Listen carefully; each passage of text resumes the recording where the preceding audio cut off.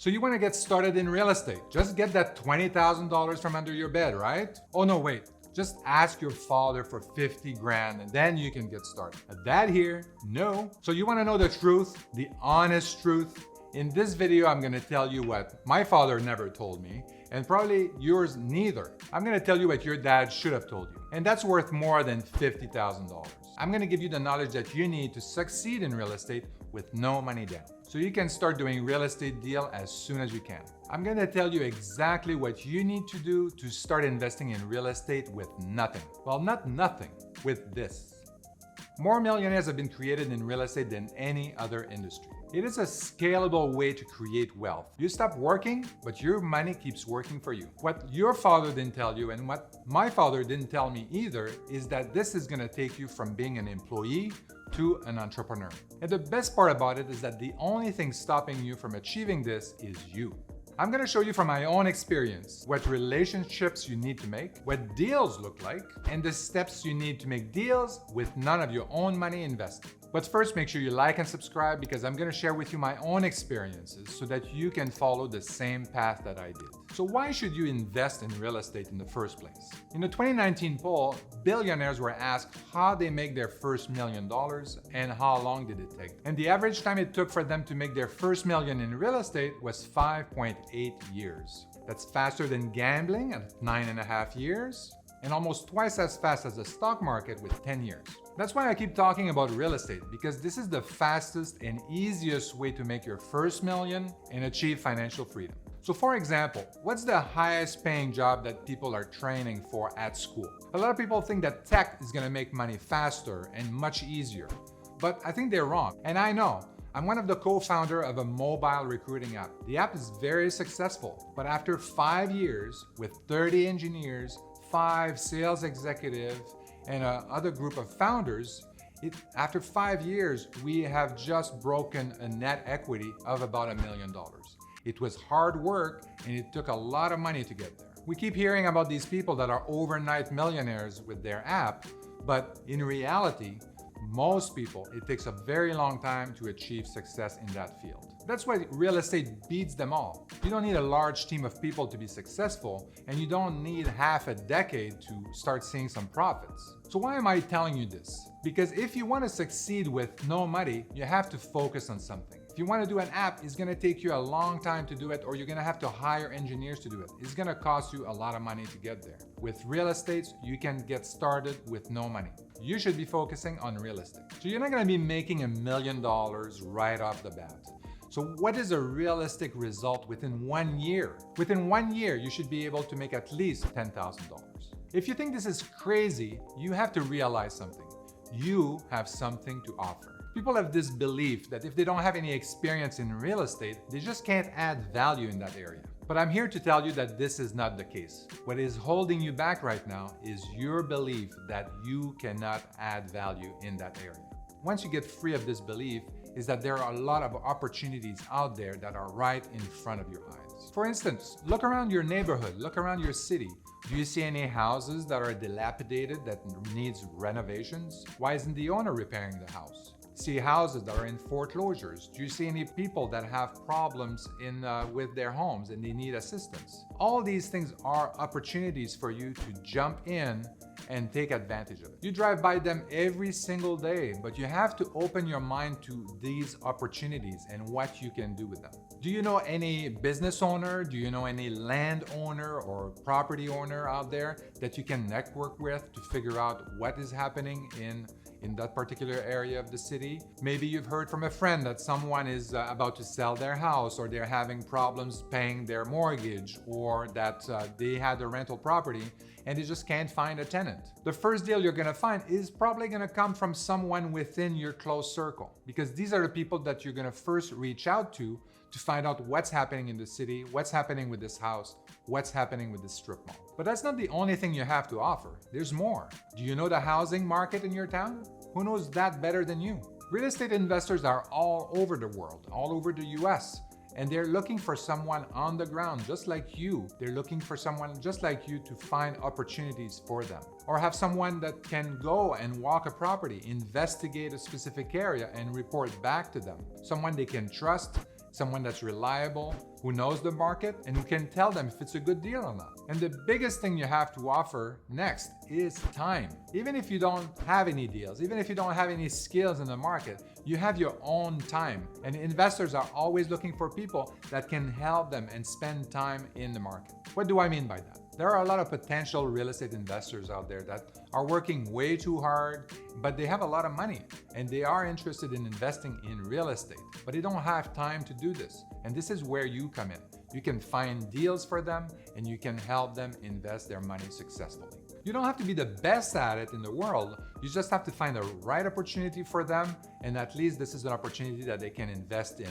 Without you, they wouldn't be able to find that deal. Now that you realize how valuable you are, now what do you do with that value? I'm gonna walk you through the process step by step. And you can make money on each of these steps individually, but this is really a progression. It's gonna take you from the first step, and then the second step is gonna be more profitable, etc. And then it's gonna open up a whole new world of opportunities for you. But let's start from the beginning. The first step and the most important step is finding the deal. This is the most important step because without a deal, I mean, there's no reason to talk to an investor. There's no reason to do any of this. You have to be able to recognize an opportunity, and you have to be able to capture what the potential value of that opportunity is. This deal finding and basically reselling the deal to an investor is called wholesaling. But right now we're just focusing on finding the deals. So how do you find the deals? You have to really look at opportunities at houses like we mentioned before that are distressed properties, that are in foreclosure, that seem to need a lot of repairs. Maybe they are in probate, or you know that the owner is going through bankruptcy or something like that. There are lists at the cities that show you the properties that are going through a foreclosure process. There are lists at the city where you can find properties that are going through probate. You can also find lists of bank-owned properties. So all of these lists give you lots of properties that could potentially be an opportunity that you could sell then to an investor. And this is what I mean by finding deals, is really to look at properties and owners that are most likely to sell to you, most likely to sell to you rapidly and at a good price. So when you find a property that you think is distressed, what are you gonna do? So once you find a distressed property, you need to talk to the owner and convince the owner to sell to you. So this conversation could be pretty hard. I mean, there are people, especially in probate, that they just lost a loved one. This could be extremely hard. You have people that are in foreclosure that they're gonna lose their homes. And this is also pretty hard. But then you have other people that, they're more than willing to get rid of that house because they see their home as a burden. And when you're starting out, you're gonna have a lot of phone calls, a lot of conversations that are gonna get nowhere. You're just gonna fail. It might take 20, 30, 50, 100 properties before you get one or two that are gonna work for you. Once you build up your negotiation skills, your communication skills, and kind of like what do these sellers wanna hear from you, you're gonna have much higher success rate for the properties you're calling. So what do you say to these people when you call? Or how much do you offer on the house? And really the idea is to work backwards. You have to understand what the house is worth in that particular neighborhood. So what you're looking for is that market value. So that's called ARV, after repair value. And you get that ARV by looking at similar houses in the neighborhood that are fully done up. They have all the new kitchen, new appliances, new everything. And this is gonna give you a gauge of what the market value is for that property. So working backwards from the ARV, you have to estimate renovation costs. So there are some tools out there to help you do this, but the idea is that you will have to come up with an estimate for what the renovations are needed to bring it to that fully finished status and get that market value. Additionally, you can also call one of your contractor friends to review your estimate for you to make sure that you're in the ballpark. Then you add a little bit of cushion in the end. Another component of that is how much profit your investors would be making. So that number could be about 15 to 20% of margin off the sale price of the property. So if you have $1 million property, you're looking at somewhere between $150,000 to $200,000 in profit for the investors.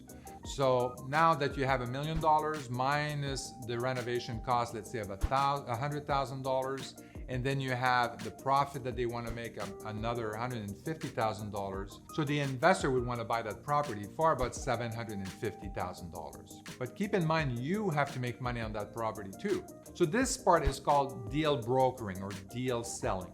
And it is a very different skill on its own, but you have to be very acquainted and very comfortable with it because this is essential if you have no money to invest. So you have to work in your fee and you have to negotiate with the seller a price lower than that. So if you're thinking of making $5,000 or $10,000, you have to convince the seller to sell the property to you for $740,000 or maybe even $730,000. And if you're very good at this, you may even convince the seller to sell the property to you at $700,000. And that $50,000 difference will get in your pocket. So now you're probably thinking, now I have to commit to a sale. I have to sign a sales contract with that seller and then I'm on the hook for it. But you don't have to worry about that because there's something called reassignment. So basically you sign that purchase and sales agreement, and in there in the buyer's line, you would say your name and or assign. And this would allow you to reassign the contract to an investor or another entity. And based on the purchase and sales agreement, you would have a certain amount of time for you to do your due diligence and find another investors to reassign and sell the contract to. And now you're gonna ask me, what happens if I don't find an investors to buy my contract? Are you on the hook? So in that purchase and sales agreement, there's a clause that says that, hey, if I don't want the deal anymore after a certain period of time, I can back out of the deal and get all my money back. In a nutshell, you basically get the house under contract and then you turn around and find an investor to buy the deal off your hands. Once that deal is done, the investor buys the house, you get your assignment fee, the seller sold the house, and the deal is done. So how much can you make on each of these deals? Well, it really depends on the sale price for that particular house. So if you, it could be somewhere around 5%, maybe sometimes 3% of the value that you're selling the investor to. So the more expensive the property, the more finder's fee you're gonna make. On a $100,000 property, you might make $3,000 or $5,000. On $1 million property, then you'd be making $30,000 to $50,000. So there are no houses out there that are not worth your time in finding an opportunity. From $3,000 finder fee to $50,000 finder's fee, that sounds great, but who are you gonna sell these deals to? And that's gonna be your investors. How do you find these investors that are gonna buy these properties off of you? And I assure you, there are as many real estate investors looking for deals as there are wholesalers looking for investors to sell deals to. So these people are normally pretty easy to find. I mean, you would find them in meetups. This is a great way to do that. You go to a real estate meetup and you shake hands with people that are currently real estate investors. They are doing deals right now, and then they're always looking for opportunities. Every real estate investor that I know is always looking for a deal. So am I. There are also websites that are dedicated to real estate and real estate investing. I mean, the well-known one is Bigger Pockets. You also have Connected Investors. You also have hundreds of Facebook groups that are dedicated to real estate investing, as well as LinkedIn, where you can find deals and groups where you can post your deals, where you can connect with investors and introduce yourself and then build your network that way. So if you're really stuck, you may even call your local realtor and figure out if they know of any investors who want to buy an opportunity, a deal like that. And this would be advantageous to the realtor because once that property is fully renovated, then he may be able to put that back on the market. Networking with real estate investors is a critical part in how you grow your business. You want to make sure that you really facilitate and enable this connection because this is going to be very important as you grow your business, as you find more deals. These real estate investors are going to be critical for you in the future. And wholesaling is basically just the first step. Once you get started doing these deals, where do you go next? And where you go next is joint venture. You're gonna negotiate with one or more investors to fund the deal, and then you're gonna be leading the renovations, leading from acquisition through renovation to the sale of that property. And these investors are gonna put their money up front for a share of the profit. And remember, this is still none of your own money invested. But now that you have a track record of finding deals and connecting deals with investors, these investors are gonna know you, they're gonna trust you a little bit more, and they're gonna be willing to help you with these joint ventures. The joint venture is the goal, but wholesaling is really the step that's gonna get you started, get that ball rolling. Starting with wholesaling, you're gonna figure out how to find deals, find investors, and how to connect the two together. And this is really all there is to it. If you can find the deals, find the investors, and connect the two together, you can do deals for no money for the rest of your life. So don't be upset at your dad for not teaching you this, because not many people know about it. So make sure you like and subscribe so that you don't miss anything else. Thank you and goodbye.